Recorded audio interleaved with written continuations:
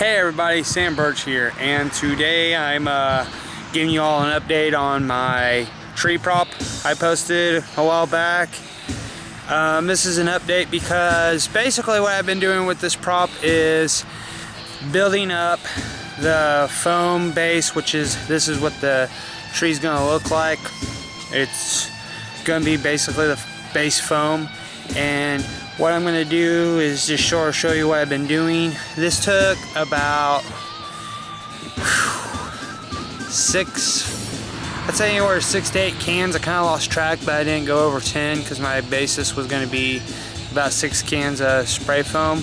And I know that sounds a little weird. It's like, well, why are you using spray foam? There's other ways. Well, what I like about spray foam is this stuff gets pretty hard. Like, it's foam, but it's durable, and I like using it with a few projects I've done in the past because it builds up a good basis of what we're doing. I'm looking at right now and kind of describing what I'm doing, but yeah, it took about 6 to 8 cans of spray foam to get this far, and I've built the base up. Like I said, this tree is gonna be, how to explain, it's gonna be, you know, it's gonna be the shape of a tree, the texture of the tree and everything, but that's my dog back there if you hear him.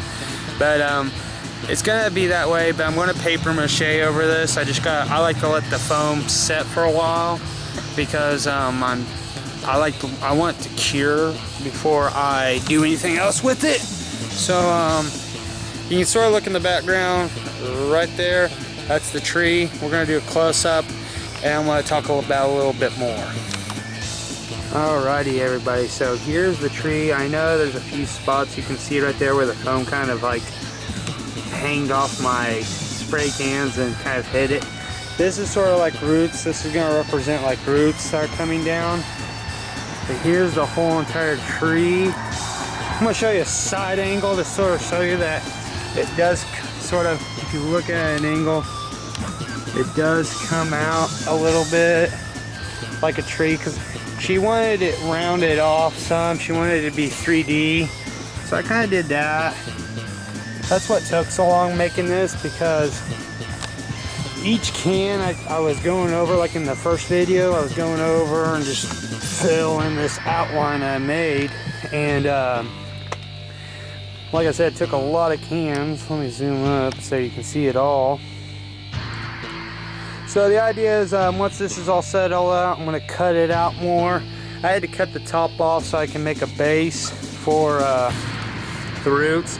And I know this ain't going to look good. This isn't looking like much, but I am going to go over once this cures and shape it more. So this isn't how the final product's going to look like in the long run, because I am going to go through and sort of shave some of these odd spots that I don't like.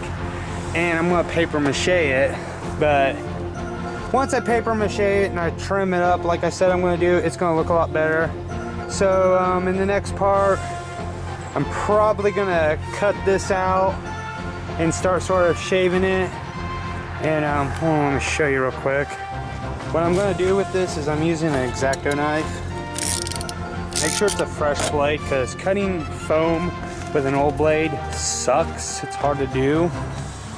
So yeah, next part, this tree will be cut out from the foam board that's behind it, and it's going to be all one solid piece, all cut out, and it's going to look really nice. So stay tuned for that. Alrighty everybody, so what you're looking at is the tree completely cut out from the foam board. Now some spots I left a little bit of a gap because when I'm paper macheing, my idea is I'm going to sort of fold these over to cover these edges, as you can see. So it looks a little rough, but trust me, once I start paper macheing this down, you'll actually start to see the trees take shape.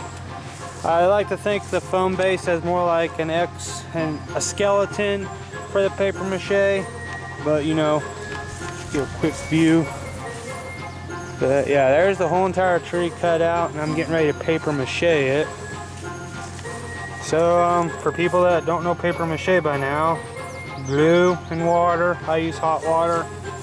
And for my paper part, for the paper mache, I'm using these ribbons.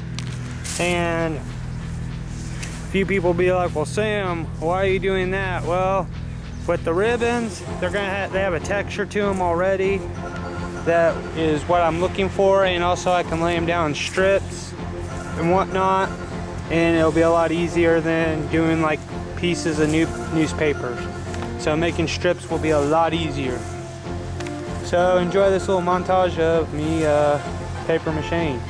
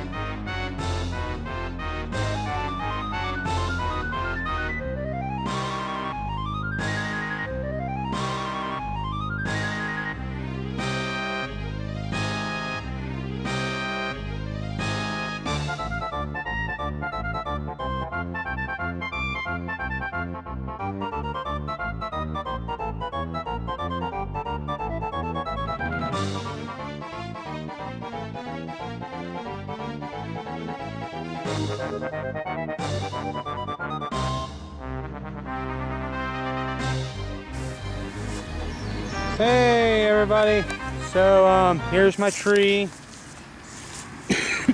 Base layer's done. I'm gonna let this stuff set.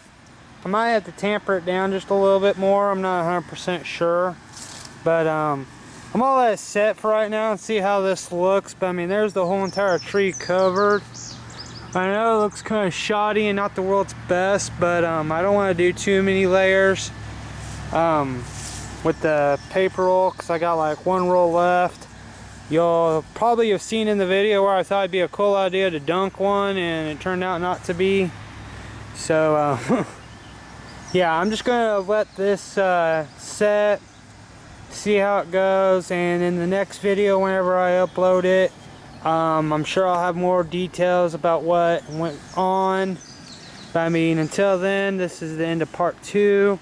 Just showing you what I've gotten done so far. I know this video wasn't very big, but I really didn't have a whole lot going on besides this and cutting out the frame. So Next time I know I'll be making the actual, I'd say the skeleton of this with the planks of boards, but I'll show you all in a few.